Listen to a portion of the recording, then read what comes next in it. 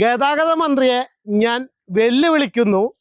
എൻ്റെ വീടിൻ്റെ മുറ്റത്ത് ആ ബസ് സ്റ്റോപ്പിൽ നിന്ന് സുഗമമായി യാത്ര ചെയ്യാൻ താങ്കൾക്ക് പറ്റുമോ? ഒറ്റക്ക് പോകണ്ട, താങ്കളുടെ കൂടെയുള്ള സെക്യൂരിറ്റി ഫോഴ്സിനെയും പോലീസിനെയും ഒക്കെ വിളിച്ചോ. എന്നിട്ടിരുന്ന് തള്ളുന്നോ? ഒരു മയത്തിലൊക്കെ തള്ളണ്ടേ എൻ്റെ മന്ത്രിയെ? ഗണേഷ് കുമാർ ജീവിച്ചിരിപ്പുണ്ടെന്ന് അറിയിക്കാനായിട്ട്. അപ്പുറത്ത് ഞാൻ പണ്ട് ഗതാഗത മന്ത്രിയായിട്ടിരുന്നപ്പോഴാണ് മുഖ്യമന്ത്രിയുടെ ഭാര്യ പറഞ്ഞിട്ട് ഞാൻ ചവിട്ടുപടി താഴ്ത്തി വെച്ച് കൊടുത്തത്. നമസ്കാരം, ഞാൻ ബോസ്കോ കളമശ്ശേരി.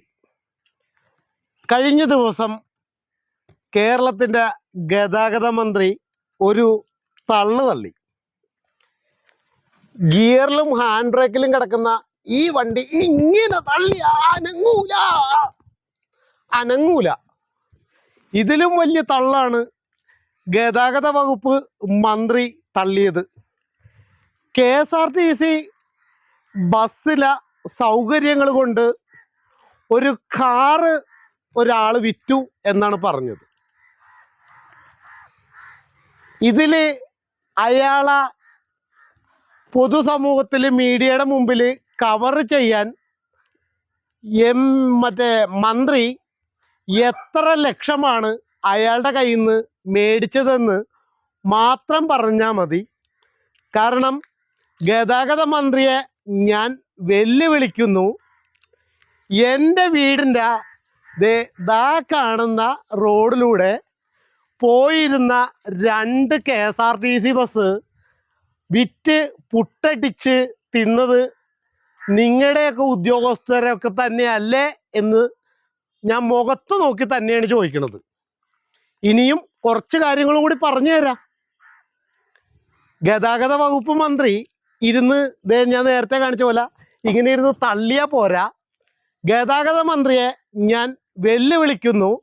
എൻ്റെ വീടിൻ്റെ മുറ്റത്ത് ആ ബസ് സ്റ്റോപ്പിൽ നിന്ന് സുഗമമായി യാത്ര ചെയ്യാൻ താങ്കൾക്ക് പറ്റുമോ?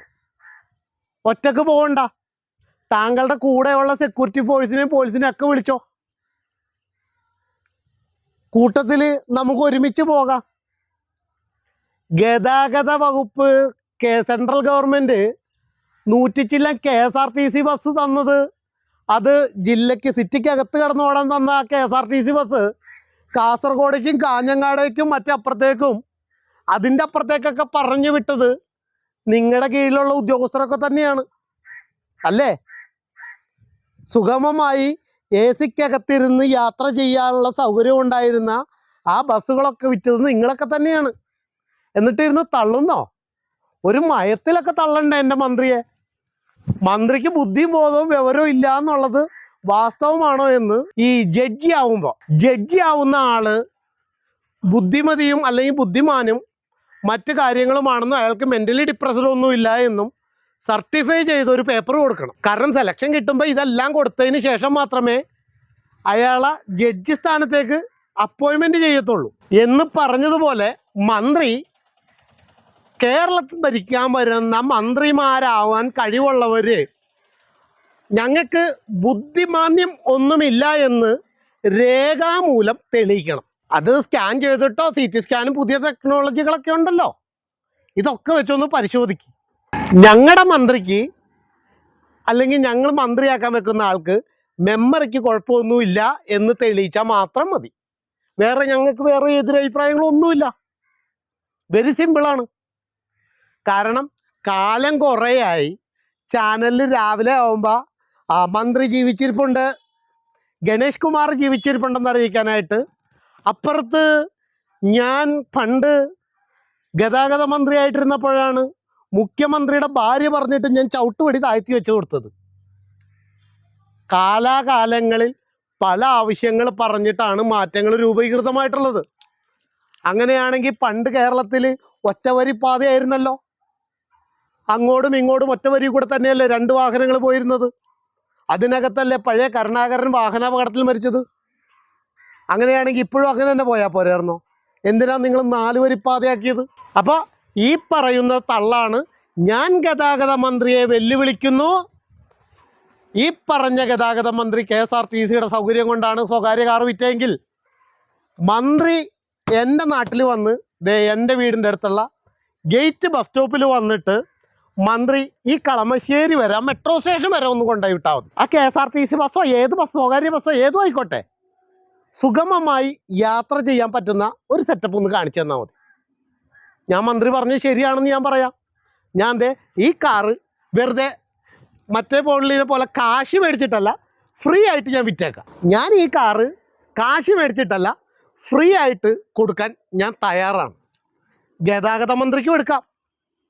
ഗതാഗത മന്ത്രി ശ്രീ ഗണേഷ് കുമാർ, മോട്ടോർ വെഹിക്കിൾ അല്ല, minister of motor vehicle department എന്ന് പറയുന്ന താങ്കളുടെ അഡ്രസ്സിൽ ഞാൻ ഈ വണ്ടി രജിസ്റ്റർ ചെയ്ത് ഫ്രീ ആയിട്ട് രജിസ്റ്റർ ചെയ്ത് തരാൻ ഞാൻ തയ്യാറാണ്. ഞാൻ വെല്ലുവിളിച്ചില്ലേ, താങ്കൾ പറയൂ. ചാനലിലിരുന്ന് 2 ക്യാമറയും 2 മൈക്കും കാണുമ്പോൾ പലതും വിളിച്ചു പറയുന്നത് എനിക്ക് തോന്നും. അതെൻ്റെ കുറ്റമല്ല. പണ്ട് നിങ്ങളുടെ പിതാജി ഇതിലും വലിയ വർത്തമാനങ്ങൾ പലതും പറഞ്ഞിട്ടുണ്ട് താങ്കളെ പറ്റി.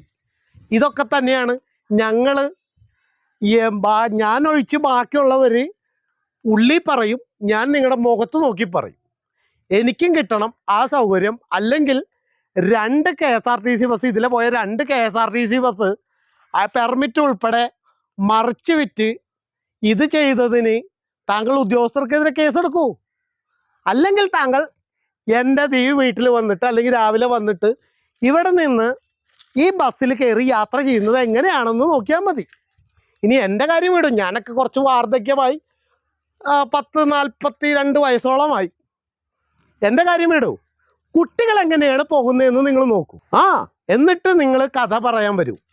ഇല്ലെങ്കിൽ പച്ചക്ക് ഞാൻ ഇതിലും കുറച്ചുകൂടി വ്യക്തമായിട്ട് ഞാൻ വീണ്ടും പറയും. എന്തായാലും ഗണേഷ് കുമാറിനെ ഞാൻ വെല്ലുവിളിക്കുന്നു.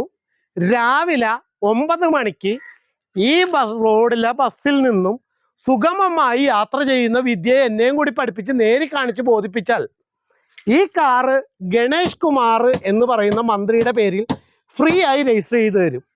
അതല്ല, ഈ വണ്ടിയല്ല ബുദ്ധിമുട്ടാണെങ്കിൽ ദേ ഈ വണ്ടി, RC ബുക്കില്ലാത്ത ഈ വണ്ടി ഞാൻ നിങ്ങളുടെ പേരിൽ രജിസ്റ്റർ ചെയ്ത് തന്ന് തീർപ്പുണ്ടാക്കും. അത് എൻ്റെ പുറത്തുള്ള എൻ്റെ വാക്കാണ്. താങ്കൾ പറഞ്ഞ വാക്ക് താങ്കളും പാലിക്കണം എന്ന് മുഖത്തു നോക്കി പറഞ്ഞ് വെല്ലുവിളിച്ചുകൊണ്ട് നിർത്തുന്നു. നന്ദി, നമസ്കാരം.